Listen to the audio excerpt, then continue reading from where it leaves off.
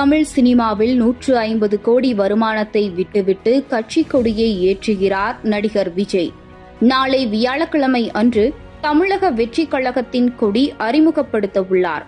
கட்சி கொடியேற்றும் விழாவுக்கான விரைவான ஏற்பாடுகள் செய்யப்பட்டு வருகிறது. கொடி அறிமுக விழாவிற்கு முன்னதாகவே மஞ்சள் நிறத்தில் உள்ள தவேக கொடி பறக்கும் வீடியோ பிரத்யேக காட்சி வெளியாகி வைரலானது. பணிகளை ஆய்வு மேற்கொள்ள கொடி அறிமுகம் விழா நடைபெறவுள்ள தலைமை அலுவலகத்திற்கு கருப்பு நிற ஆடையில் BMW சொகுசு காரை தானே ஓட்டிக் கொண்டு வந்த அக்கட்சியின் தலைவர் விஜய் முன்னதாகவே நிறுவப்பட்டுள்ள கொடி கம்பத்தில் முழுவதும் மஞ்சள் நிறத்தில் நடுவில் விஜய் படத்துடன் உள்ள கட்சியின் கொடியை கம்பத்தில் இருமுறை ஏற்றி ஒத்திகை பார்த்தார்.